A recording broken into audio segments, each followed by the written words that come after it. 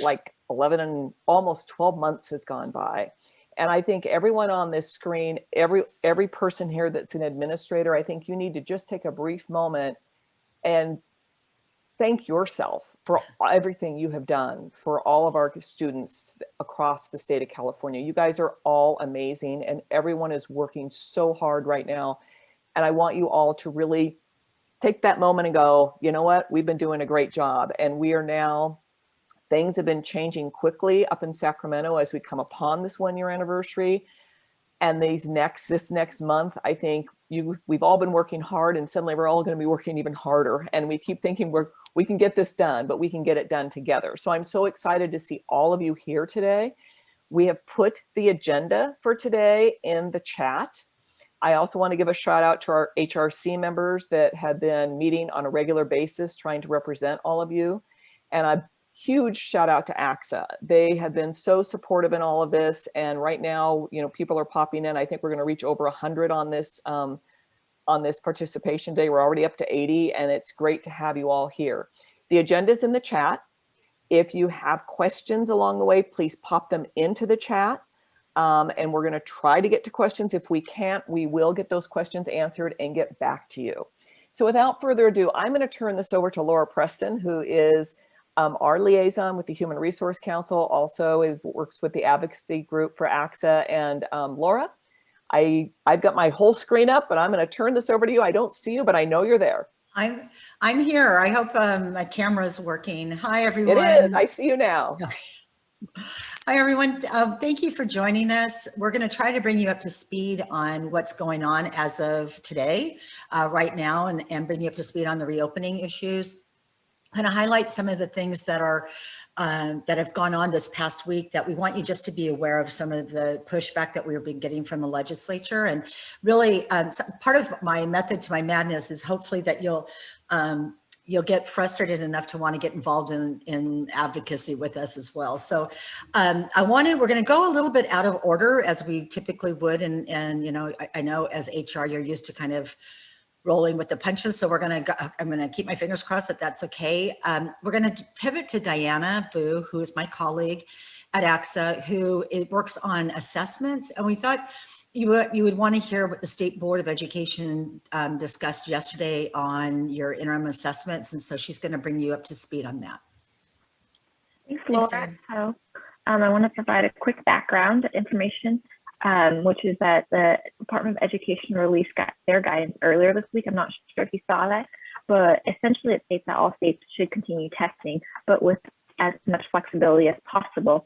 And some of the ones that they've included were extending the testing window or moving it to summer, fall, remote testing, and shortening the assessments, which the state board has already done, the last two pieces, at least for the SBAC anyways. So at the board meeting, the CDE per the federal guidance only provided two recommendations, which was to either extend the assessment window to July 30th or open a second one in the fall. But we've had such a great turnout of public comment from our wonderful members, and it made a big difference. I mean, I think it was probably about half of the ones that asked for a blanket waiver, which is a waiver from all state standardized tests. They brought about half of those comments came from our members, and the state board members had brought up some of these reasonings on why this was necessary. However, there were still a couple members that were concerned that data was still needed. So they decided on a compromise to direct the staff to develop a waiver plan for assessments that would permit LEs to use local assessments if they're still in distance learning, and the SBAC if they return to in-person instruction. And if they return to in-person instruction with a couple of weeks before. So it's not like you open the next day and then that same day you have to take a test. No, it would be like something along the lines of you've been in instructions for 3 weeks and then you take the test. So they will be taking that up for a vote at their March meeting or beforehand, if it is finished in time. In addition, they did approve a couple other items for the California flexibility request, which is to decouple the assessment system decoupled assessments from the state accountability system, waive the 95 participation rate, and extend the window for TAC and LPAC to July 30th, if applicable, if depending on their other waivers. And then also just waive the administration of the state's IN test altogether. So even though we were advocating for a blanket waiver and we didn't necessarily get it, we felt pretty good about what we did get, which was to ensure that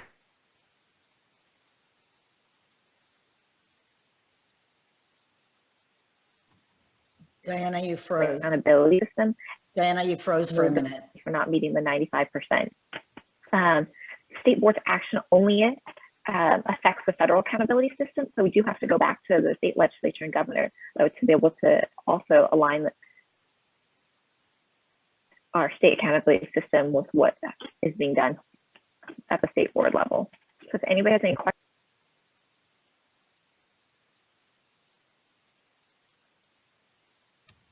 I don't see any Send it back to questions. Laura or Cindy. Thanks, Diana, for filling us in. So I'm going to shift gears a little bit now to the reopening, and Edgar Zazweta, who is the senior director of policy and governmental relations, will be joining us in a minute. And Edgar's been the one who's really been in the trenches dealing with the governor's office and legislative leaders on the reopening. So he can bring us up to literally what's happening at this moment. But I want to share with you a little bit that's happened this past week. And some of you may have heard about it, maybe or not, but about a week ago, in fact, I think it was a week ago, the legislature introduced two bills, AB 86 and SB 86, and it was their version for to guide reopening.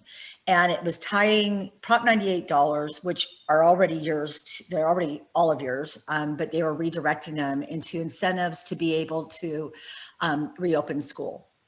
And in those requirements were several things that we really found problematic. One was the testing cadence that they were directing for both staff and students. There was an increase in collective bargaining requirements, and there was a 10% set aside for para-educators. So even if you couldn't get you don't have 10%, or you don't have any para-educators if you're rural, or you just don't have that population to be able to hire, you are going to be penalized. So there were more, but those are some of the hot topics and higher topics. So once we got a chance to look it over, we and kind of did a quick analysis Thursday night. Friday morning, we had a superintendent's call, much like this, and we had about between 400 and 450 school superintendents on the call. And they just got the notice the night before. So we had a call. It was consensus that there were problems in the proposal, and our ask was for superintendents to be able to go out and contact their legislators. They did that, and it was profound. And the reason I say this to you, because when we ask for your help, it really does make a difference. The legislators did not know what was coming at them, what the concerns were. In fact, the Assembly Republicans thought that the bill was pretty good, and we're going to vote for it, until all of a sudden they started hearing from all of us. And so then they realized that there were problems. Over the last weekend, we put together a letter, and I think Christy, who's the wonderful Christy Chamurian, who's here, who guides and helps us all along the way, just so I can do a shout out for Christy. We put together what we call a NASCAR letter, and it's with all the logos on it. I think she's put it into the chat for you to be able to see. It's pretty impressive when you look at the logos that are there. It's the management statewide associations, a variety of county offices of education, a variety of school districts. And that was done just over the weekend, as many as we could line up. So Monday, the bill was going to be heard. And this is what I'm going to turn to Christy to put in, so you can see the conversation that took place on Monday with the Assembly Budget Committee on AB 86. I have to say that I was very disappointed by a late night letter that I received from many of our school superintendents and our school boards associations that, again, asked us to quote unquote do no harm. I thought the letter was tone deaf. It showed a complete lack of understanding of where parents and students are. Christy, go ahead and load the second part.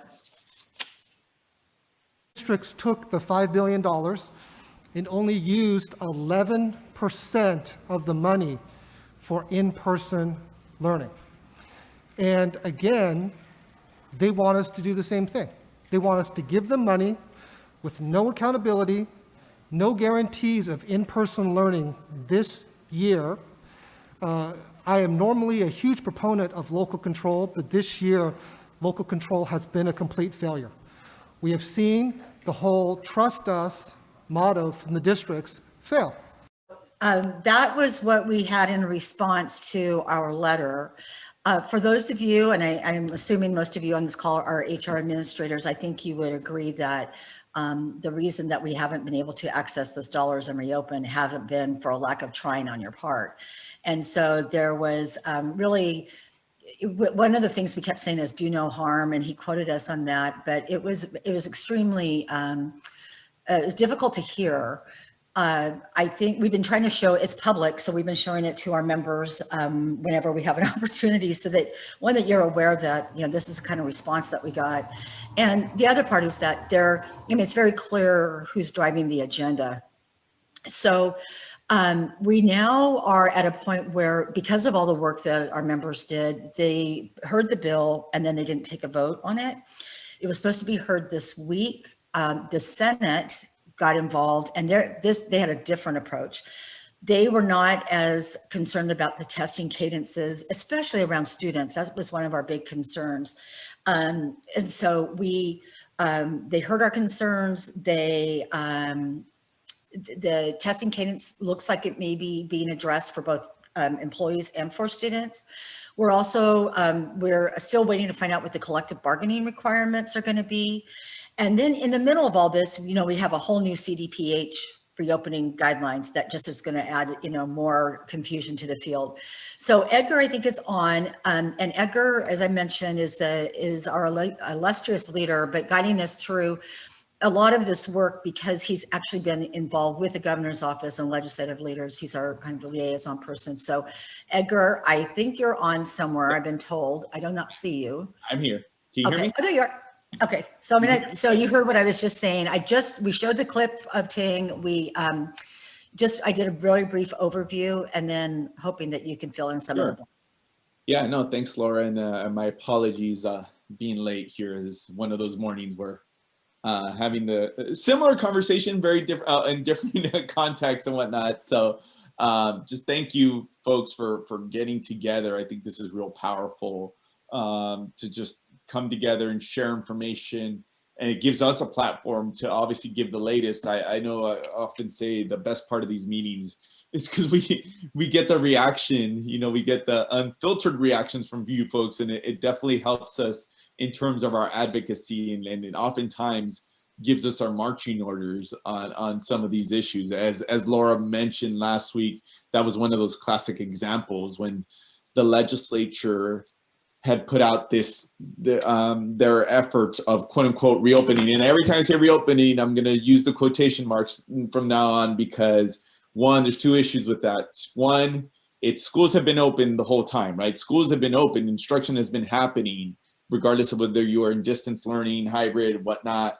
So schools were open. The question is obviously the transition to in-person instruction. And as we love to remind folks now, for all the talk about the folks that haven't been able to open, there's many of you who figured it out, right? There's many of you who worked with your communities and got kids back into classrooms, got staff back in. And unfortunately, that often is not the conversation. It's about obviously the bigger districts, the urban districts that have challenges, right? And so I think we just always find the opportunity to remind folks, some folks have figured this out, and if anything, we can learn lessons from them, both on the safety front, on the mitigation front, what it actually required to quote unquote reopen to in-person instruction, and to this point, it became one of our focal points of our messaging. you folks heard the candid comments from the Assembly Budget Chair there. I took it as a badge of honor, that the fact that, you know, somebody got so upset over some of the correspondence that that our organization and our partners put out. But I think that was the frustrating part, that as much as we are beating on them on this issue, that the momentum is now that schools are transitioning to in-person instruction. And that's without the state actually taking a role. And I think it's worth pointing out, we didn't start here. Our message today has been, now, look, you guys tried, but every time you try to tinker, it seems like you're just making it more complicated and just putting more conditions on collective bargaining, on testing cadence. You're mucking it up. So rather, after a couple of attempts, you know, at this point, the biggest priority is just do no harm. Don't mess it up. You know, and you heard the reference there that we were being tone deaf. But that's after some frustration that we've told them what it would take. We told them, if you really wanted to help some of these communities that have challenged to get to agreement, then you got to address the fundamental problem. And as one of the things that it's kind of, I think it's the elephant in the room, there's no reference in any of those comments about the lack of some of our partners coming to agreement, or some of the challenges that you folks had on trying to convince your partners to come back. That nowhere was that reference, right? And I think that's the frustrating part for us. With all that said, despite the harsh rhetoric on some of this, I think it had its intended purpose.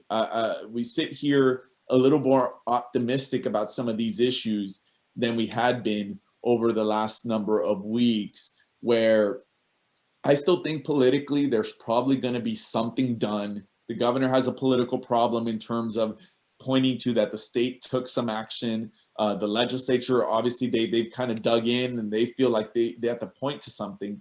But I'll spend a minute kind of some of the issues where I think we could get some movement. And I think from the versions of all of this stuff that you've seen, when all's said and done, it sounds like at least things are going in the right direction. I'll put them in a couple of buckets.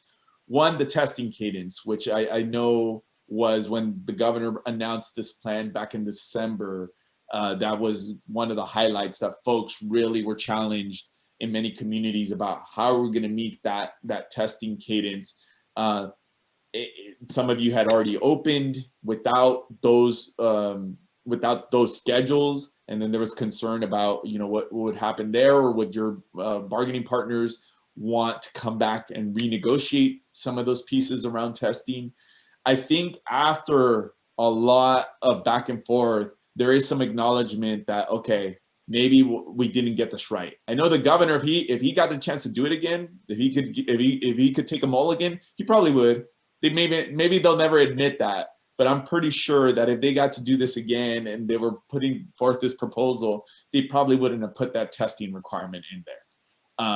And now I think they're trying to back away in how they're doing. So I think on this issue, I could see one of two things happening. I'll give the caveat like we gave in a meeting before. Plenty of opportunity, all the things I'm going to say right now, plenty of opportunity for them to disappoint us, right? We could think, oh yeah, we're hearing the right thing, only to come back a few days from now and it either gets worse or they didn't really address it. So that's the caveat before I say any of this.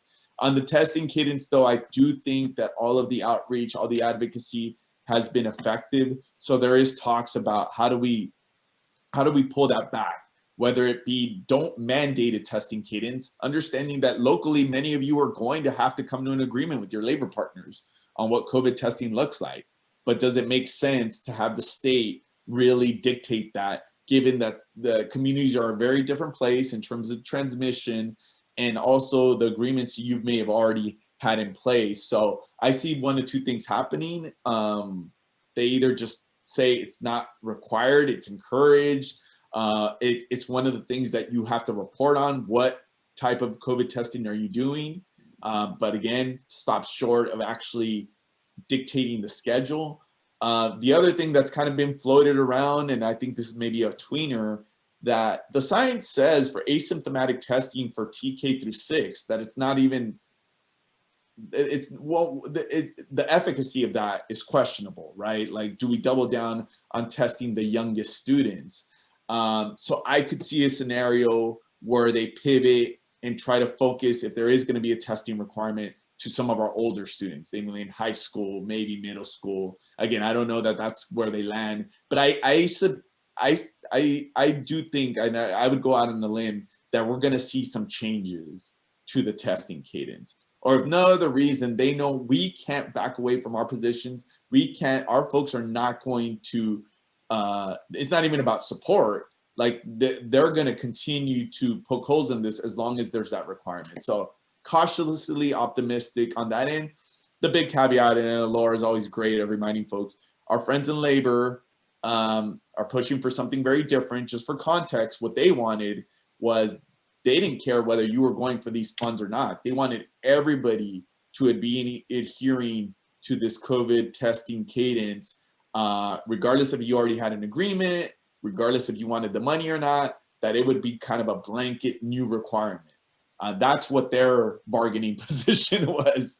So unfortunately, what happens there is they started so far there that the legislative leaders thought, oh, by leaving it alone, that they were giving us something. We reminded them that no, that just wasn't going to work on that end. So that's the testing cadence. On collective bargaining, I mean, you folks know this better than anybody, that, I mean, even though it's been part of our talking points to really dial that back, you get the political realities as it relates to them making changes to collective bargaining in terms of this legislation. Where I do think we could see some changes is as it relates to this grandfathering clause. There's a clause in this bill that for the LEAs that have already been open, that you could continue to do whatever you were doing in terms of your safety plan, whatever those plans were, but that you had to show proof of a CBA or an MOU with your collective bargaining partners. So we pointed out to them a number of times that, one, there's some folks who were able to move forward without that formal CBA or MOU, right? And even for those of you that did have one, it may not have spelled out every single issue here. So by even putting that language in there that you have to show proof that you've addressed these issues, you're potentially opening it up just to send folks back to the bargaining table. And I think they're sensitive to that. So the ask we've made is just for that, at least in the grandfathering clause, to just strike the requirement. If the whole point of this whole exercise is to get more schools to go back to in-person instruction, well, those that have already accomplished that, just check. You've already done it. If you're going to give them money, just don't make them do anything else. There's already requirements that you have to post your COVID plan, that you have to post a checklist. So we're hoping, I'm cautiously optimistic that there's that in. I guess the third bucket of issues that have been concerning to our folks, and we've heard this feedback loud and clear, is the paraprofessional language in the bill. So right now, as part of the learning recovery grant money, which, mind you, before this proposal, I think that one had pretty broad support. Like, here are flexible dollars that LEAs can use for summer learning. You have a pretty long time to spend them, from starting this summer until September 2022. I think there was general broad support. I think there was support that let's make these decisions early so school districts can actually plan for these dollars. And if they're planning to use them in the summer, we know what's in place. I think this got caught up in this bigger conversation and it got complicated. And then to make matters worse, the legislature put in a requirement that 10% of all the dollars you get have to be spent to hire or retain paraprofessionals without any local context, without understanding whether there's a need, whether, what we've heard loud and clear, whether you can even find those people in many communities, especially our smaller rural communities, that these folks are hard to come by. We're already having a staffing shortage issue. Why are you going to make that worse? And then again, from a policy perspective, a precedent, the legislature telling you how to spend one-time dollars, telling you to spend one-time dollars on ongoing purposes is completely inappropriate. With all that said, I don't know what happens here. I mean, I don't know what happens on that issue, just because, Laura, I mean, you could chime in on this, the politics being what they are. Everybody hears us and they know we're on the right side of the policy argument. Now, the political argument is that one I am not as sure of where we end up on that requirement. No, one of the things Another thing I will add to this, because you guys will appreciate this. When we push back on legislative staff and the governor's office, not that the governor's office, because this was in the proposal, on legislative staff, they said, well, you should know what actually labor was actually asking for on this front. So what I suspect is the request was similar to what you got last year, that you would not be able to lay anybody off, that because you're getting money, you suspend RIFs. I'm assuming that's where they were going, and they saw this as a middle ground. But anyway. No, I think you're spot on, Edgar. I mean, I'm sure that's where they're going. And one of the things that it's awesome for me in the position I'm in, I get to hear all of you and what's going on in the field. And one of the things I had heard, and I shared with Edgar, is that there are a lot of districts where the unions are tired of bargaining as well. You know, they just don't want to keep going back to the table, but yet the mothership wants you to go back to the table. And so there's a disconnect, I think, there as well from Sacramento to what you're dealing with. Now, that's certainly not true in every district. I'm aware of that, but I know that there are some. And so we're trying to get it to a point where it's, you know, less onerous for all of you. But Edgar's spot on. That's the number one thing, is that CSEA is trying to do everything they can to keep you from laying off any more of your employees. And Laura, Edgar, are you going to talk about the CDPH guidelines? Oh, sure. Oh, Cindy, you're going to ask a question before. Yeah, I kind of wanted to go back to the collective bargaining piece and just to remember, I mean, I think on this screen, we have some very seasoned HR professionals, and we might have some people that aren't, you know, this might be your first year in human resources. And I think one of the important pieces to note here is that when we're talking about bargaining with your associations, the district has the right to tell its employees when they're coming back to work. That is not bargainable. What is bargainable are the impacts and effects of how those things are changing and how you're doing things around that. So maybe some of the safety pieces, and maybe some of the, the delivery of how you're delivering your content, but the actual employees are coming back to work, that is not bargainable. I think it's the relationship piece that you need to have with your associations, because obviously if you're not working with them and you try to reopen or open more and they decide they're not coming back, that'll be a problem. They can figure out ways to not come back from time to time. But I think it's really important that you're very circumspect about putting into an MOU the actual dates that they're going to return, because now you've given up your right on what is bargainable. That's a great point, Cindy, in terms of just reminding our folks. I mean, that's the argument we're trying to have with the folks, you know, these policymakers who sometimes lose sight of those issues. Laura, you wanted me to touch, I could touch very quickly. There was some changes to the California Department of Public Health guidance, which actually I think are helpful as it relates to when schools are eligible to open. They just announced this last week. I know Christy could kind of, I believe she could post a document that outlines these, but there were 3 changes, namely on when a school is eligible to reopen, when their status changes. If you're in the purple and your LEA drops below 25 per 100,000 in COVID transmission case count, before the old rules said you had to wait the 7-day period before you were eligible to open.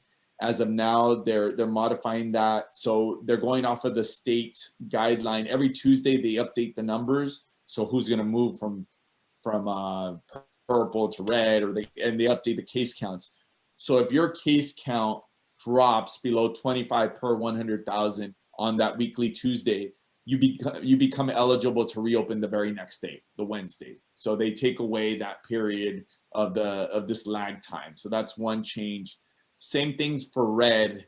And this, I know a number of districts got caught up in this earlier this year in October when the case counts dropped, that if you're in an LEA that is in red, in the red tier, now you can open up middle schools, high schools as well, that rather than before under the old rules, you had to be in red an additional 2 weeks before you're eligible. The state is changing course and saying, no, we already acknowledge you already met those requirements for 2 weeks, because in order to be in red, your county has to meet those metrics, the case count and the positivity rate for 2 weeks.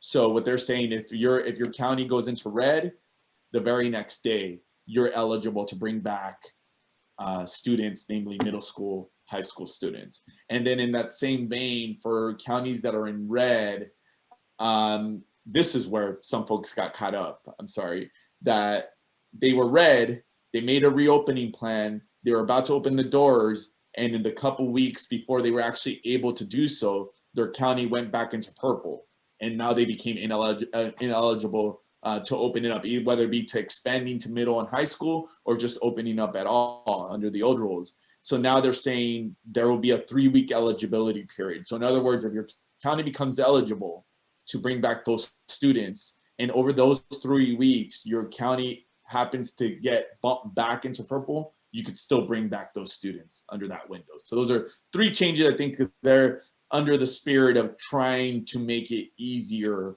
to transition kids back into in-person. So Edgar, I think what you just said, I want to make sure I understood. I think I understand it, is that if your county goes into red, you have like a 3-week window to get open in case they go back into purple. So the immediacy of that is also important, because I think with the different variants out there in regard to COVID, we may all hit, like in San Diego County, we may hit red next week. And if we hit red next week, if suddenly the variants kick back up, then those people that want to open further need to get open within that 3-week period. And so that's a really crucial number, I think, that we all need to keep in mind. Yeah, no, and I think it was San Diego County, right? I know that San Diego County and Sacramento and some others in October, some districts got caught up in that lag time that didn't actually officially open, and then they became ineligible again. So yeah, for those that know it now, because what we learned from this pandemic is you kind of anticipate when the county is going to meet that metric because of this lag time. It's probably prudent to try to expedite those reopenings, even if it means a limited reopening, because this is what some LEAs did. They opened their students for some grade. They deemed the open by bringing some of that back. Now there is language about expanding grades and whatnot, but I think the to your point, Cindy, doing whatever you can to meet that eligibility in terms of being open. So if there's a change in status, you've already been considered to be open per the CDPH guidelines. So Edgar's covered a lot of topics here. Does anyone have questions on these? Wonderings, please. I mean, it's funny with HR people, I've always noticed we tend to be a little more polite. Once you get to that superintendent level, they're just all popping these questions in really, really fast. So if you have a question, throw it in there. I mean, this is a great opportunity for people to get some questions answered. Laura can handle the AB 438. Yeah. Her favorite issue here now. Yeah. Anything else? Well, thank you, Edgar. Laura, there was a question. I'm sorry. There was a question about AB 438. If you could please clarify by Jonathan. Yeah, by Jonathan. Yeah, I'm going to address it. Hey there, I'll address it in the next topic. So Edgar, one more question for you that I kind of jotted down, and this is kind of and I know that you guys have had these conversations with the legislators, but going back to the testing cadence in regard to students, I mean, clearly I think all of us know that all of these different things we're doing, the testing, the ventilation, the hand washing, all of these safety pieces we're putting in are simply, they're like they're like pillars of trying to mitigate safety, but one standalone by themselves does not make you safe. Even having your vaccine doesn't necessarily totally make you safe. Wearing your mask all the time is one of those really important pieces. But I wonder, how do the legislators respond when we're talking about testing students and it's optional? I mean, students don't have to be tested. We've noticed down in Southern California that on one of the high school districts that did offer testing for students, when 3 of the students in the first day tested positive, suddenly students didn't want to be tested anymore because now they were going to have to stay home. And so it's kind of like we're putting a lot of effort into something that I'm not sure is one of those layers that's really keeping us safe. Yeah, no, I mean, I think privately, here's the challenge. You folks who get and understand the politics, I think they get it when you talk about the efficacy and like how what the CDC says that, as you pointed out, Cindy, it's a layer. It's the multitude of mitigation efforts that you have, that it's not one thing. So they acknowledge that, and I think that that's where they tried to. Well, they haven't done anything yet. We think that they'll move in that direction. I think the politics, again, I hate to harp on this, is our labor partners, for whatever reason, have been really zeroing in. CTA made this whole COVID testing one of their priorities.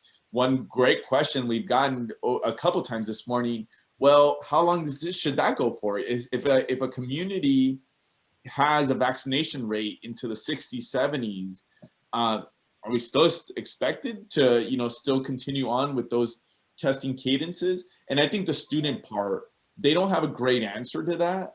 I think that, because I think you hit it on the head in terms of just one, a community's desire to actually go in that direction. And what's the net effect? I mean, here's one of the challenges that I know some of our LEAs are experiencing.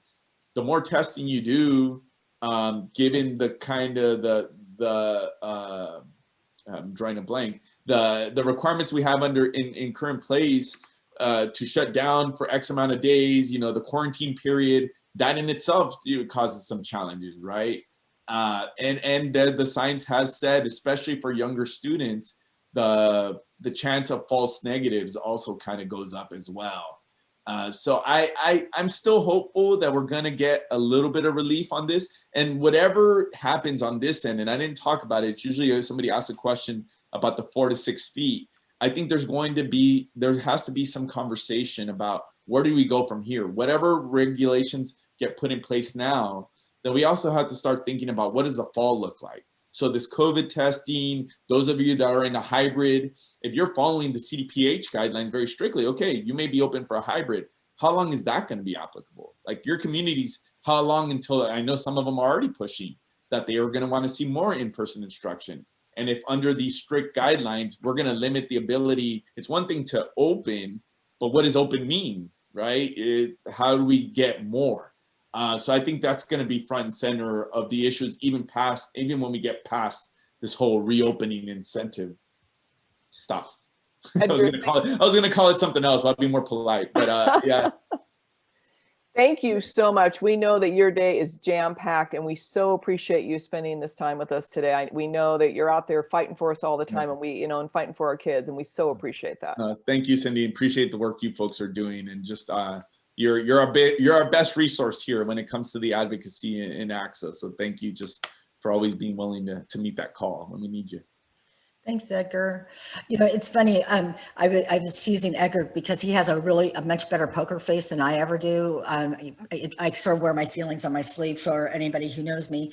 And Edgar, now with his video clips, he finally broke his poker face, the laugh or whatever. So that was good. Can I make a quick comment on the testing thing? And Edgar, I don't know if this is relevant, but so we just opened in the purple. We got the testing. We're doing our best to do the testing cadence. We're not able to test students yet, but that's happening next week. It's been a massive effort.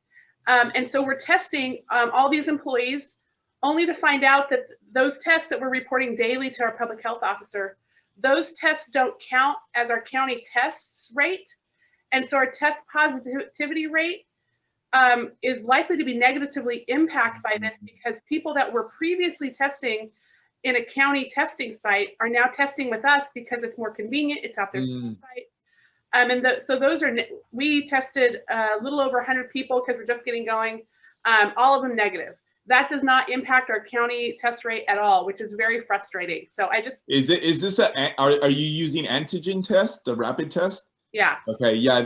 I've heard about this issue. So right now, for whatever reason, antigen test, I think it's just how they set the system, the positivity rate that the state acknowledges as part of their tiers. Yeah. I think at the time, I think this is one of the things where the science may have caught up with what happened early on. Antigen tests were not deemed to be as factual in terms of the test, the false negatives were higher there, but I think that's changed on some ends.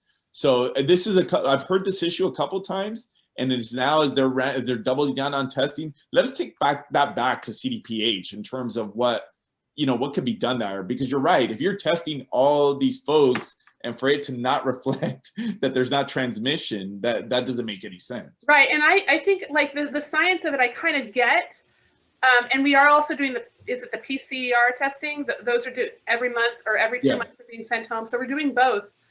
But I think I don't think any of us really caught on when we set this up that our countywide testing will now go down because you're I mean I'm in Mendocino County.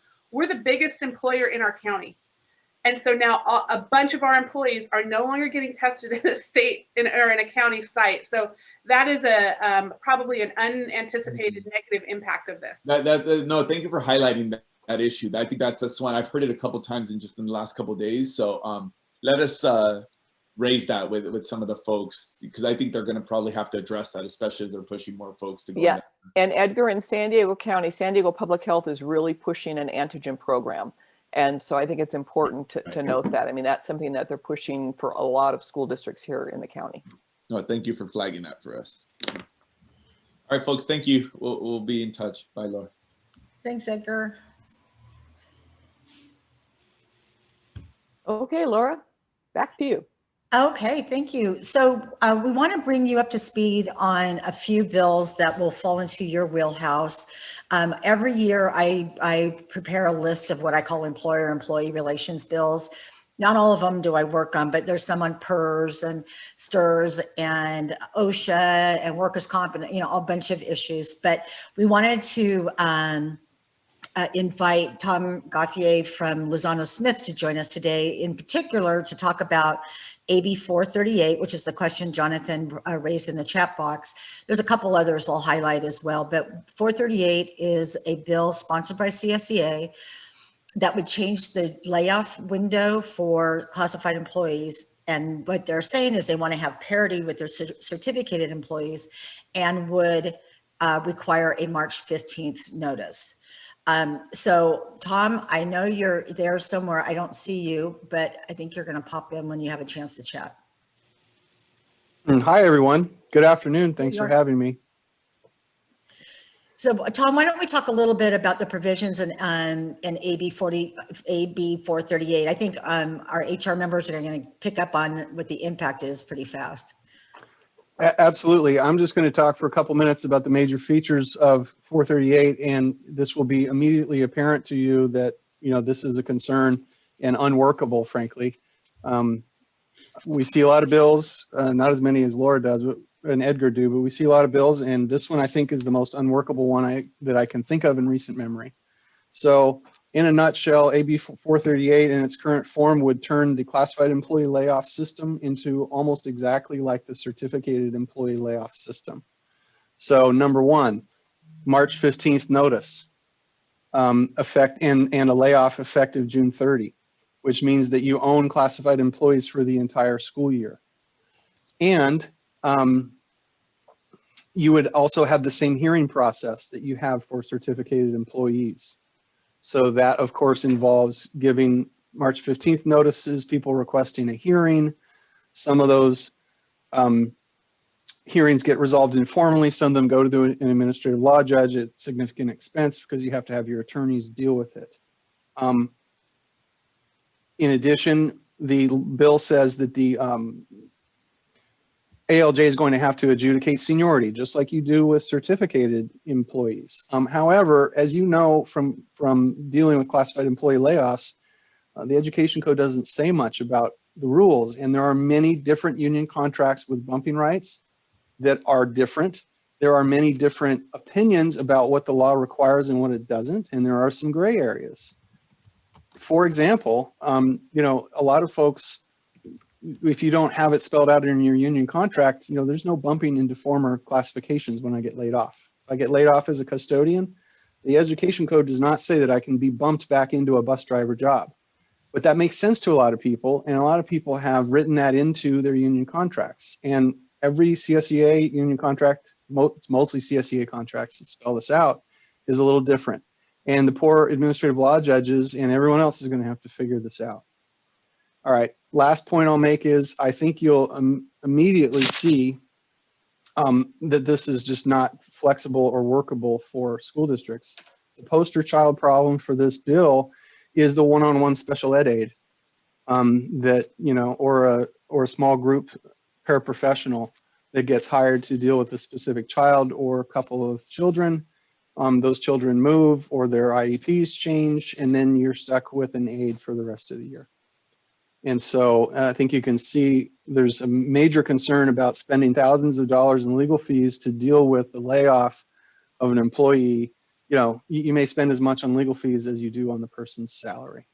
All right, I'll stop talking after I've downloaded that information to you, and happy to answer questions or move the conversation along.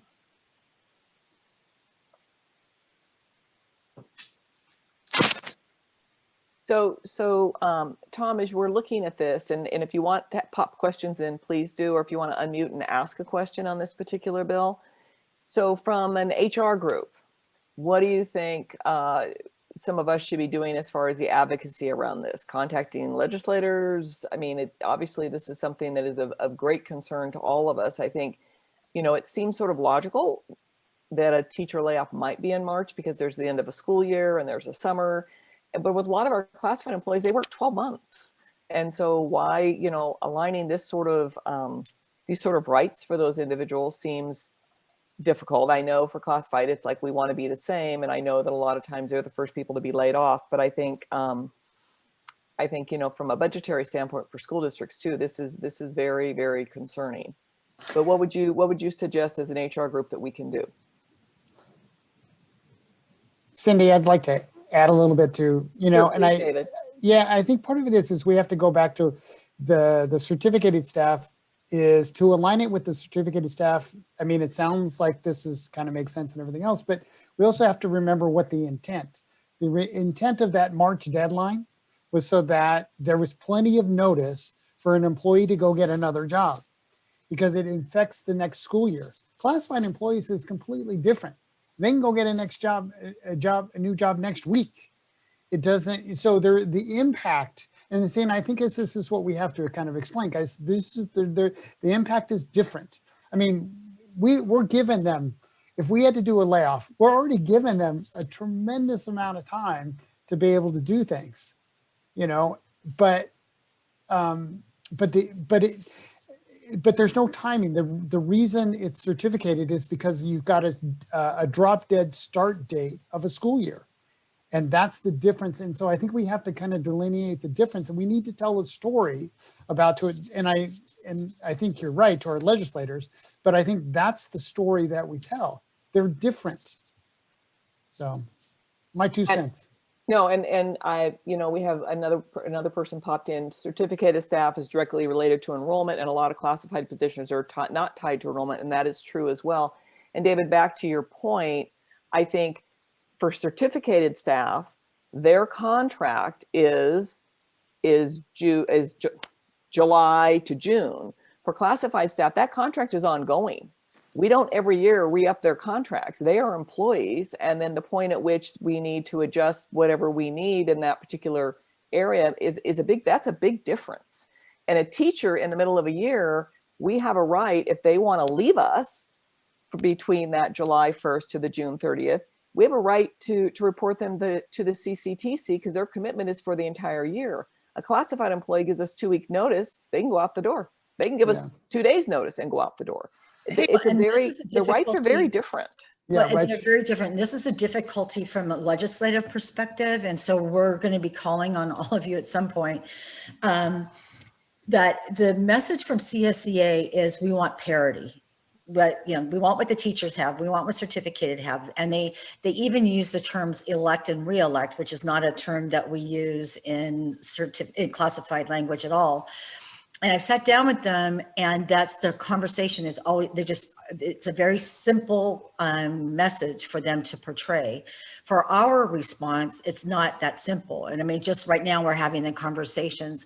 I asked them to go back and tell me how to map out if we hire somebody and their probation is up in February, we can't let them go until March and then May. And they're like, yeah, you just have to keep them on the payroll. And I'm like, well, how how do we, the mechanics of that? What if we hire somebody on March 1st and we're going to give them a layoff notice on March 15th? I mean, and they don't, and I just saw this too. And I actually mentioned to them, I said, if you want Great, Lisa. parity, then you need to have a 2-year probationary period like the certificated employees have. And they went, oh, no.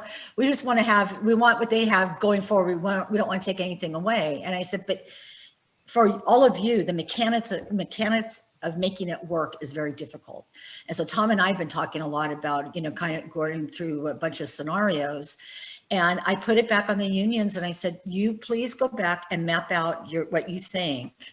How can I help our members comply with this bill? Because the way it's written, I don't think we can comply with it very well. So.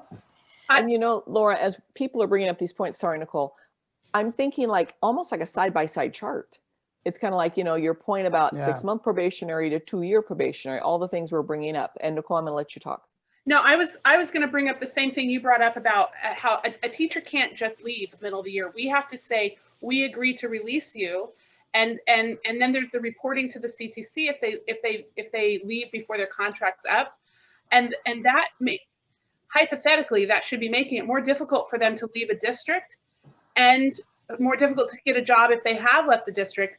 And I think if you don't have that for classified, and it doesn't make sense to have that for classified, but without that, there's this, who this messes with, who this screws over are children. And I think that's what this really comes down to, is if we're having to keep people on the books, even though we don't need the position anymore, that's money that we're taking out of the classroom. And I think it makes sense that the teachers who are closest to the children have the most protections and the longest probationary period and all that stuff, because the nature of their work is so markedly different. But it is absolutely absurd to think that a custodian, somebody who works in, even a paraprofessional, but especially those people that are in our fiscal office, do those people need a year advance notice potentially? Because we might be hiring them. We often hire them in the spring or in the summer. And so it's just crazy to think that would happen. And I think who this really the effect that this would have on kids is not good. Nicole, if I may, to your point, so those are good points being made. And I am afraid of actually proposing to the legislature that, okay, if you want parity, then let's give classified employees a 2-year probationary period and a body to report to if they leave their contract mid-year. That doesn't seem to be a solution either. It's just, this is completely unworkable. And you're absolutely right that it's just not fair to kids, and it places some just strange burdens on school districts, and it's going to skew hiring. One of the other effects that I didn't mention, and I'll just mention briefly, is the difference between, release from probation and layoff. And Mr. Hovey said that in the chat. If this bill passes, you're going to go to your attorneys and say, well, what are some of the strategies we can do to deal with this? And one of them is to say, make sure that you actually release people from probation instead of letting them slide. And it's been a decades-long conversation, right? And then, you release a bunch of people from probation because you're getting more aggressive about it. And then they're going to say, hey, wait a minute, you're skipping the layoff statutes. That's illegal. And I'm sure you hear that in the certificated arena right now. When you release someone, they say, hey, wait a minute, that was a sham. That should have been a layoff. So that's another talking point for discussions about this bill. It's just going to cause all kinds of confusion.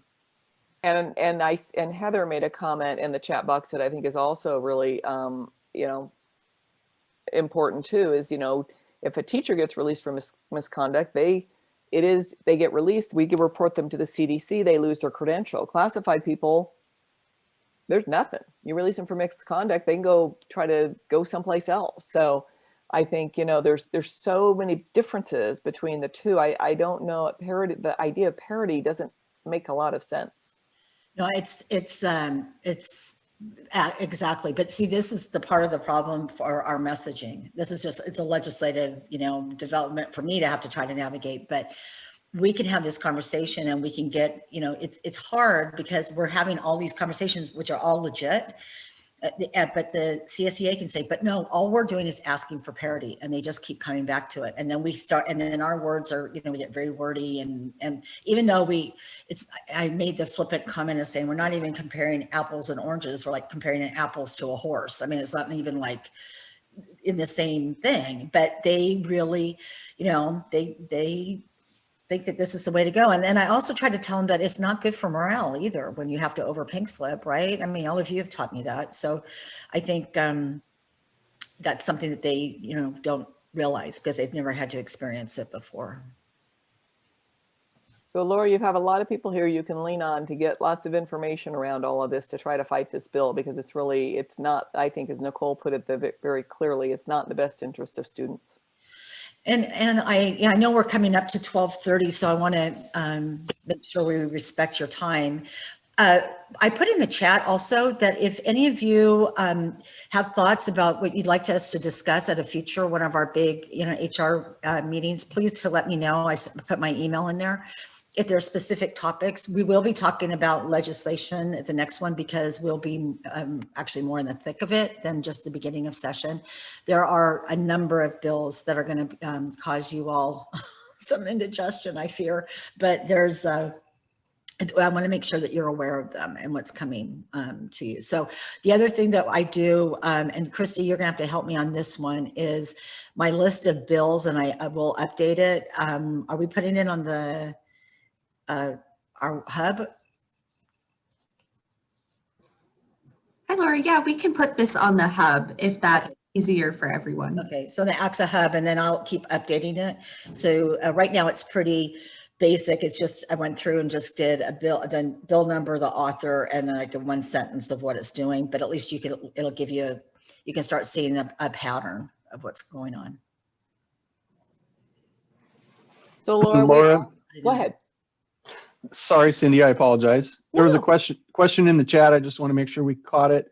Question is whether we would reach 2-hour playground employees and other part-time employees. And yes, the way it's written, you can have someone's making $16 an hour and working 2 or 3 hours a day, and you'd have to lay them off with 1 year's notice too. And again, I don't think I fear going to the legislature and saying, okay, but if you just put in these little parameters and guardrails, it'll work. It'll still be a terrible bill, in my humble opinion. And this, I didn't mention this early on, but this is going to be a very, very difficult bill to kill. The author is the majority leader in the assembly, and she's well liked, and she wields a lot of clout. And they went to a lot of legislators already to get co-authors, which means they're signing up in support because they did the parity issue to them.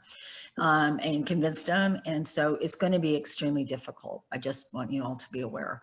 I think in the past, we might have had a little bit more leeway. When Governor Brown was in office, he would probably shut down some of these things. I don't have the same confidence with Governor Newsom, but he's been standing up to the unions lately. And so it's going to be how much he can continue to do that. Hey, Laura, if this does go through, is there a counter legislator or a legislate? What am I trying to say here? Words are failing me. Is there a way to legislate some sort of counter or something to mitigate the impact that this will have? Like, I'm wondering if this is gonna hit us, it's gonna hit us hard from the onset, and I'm wondering if there's a way to address that by proposing something that will assist with that. I don't know. Yeah, we're talking, and Tom and I are talking about, there's an adage in Sacramento, you never amend a bad bill, but I think we're going to have to amend this bill and get it to a point where we can live with it. And there's a strategy, there's a group of us, it's not just going to be ACSA, it's going to be a bunch of us statewide management associations that are going to be banding together to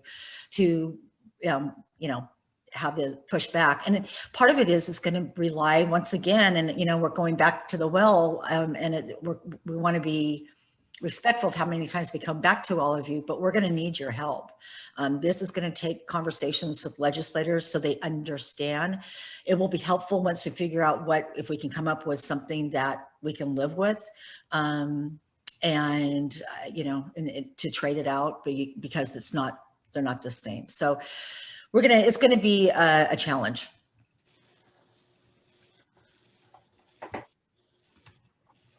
this year's been a challenge. I don't know how many of you, as we're closing out this meeting, I mean, we've learned a whole new group of acronyms. We've become experts in contact tracing, vaccinations, testing, safety measures, and all new things about collective bargaining. So as we close today, again, I want to thank all of our partners from ACSA. I mean, you guys have just been so amazing during this.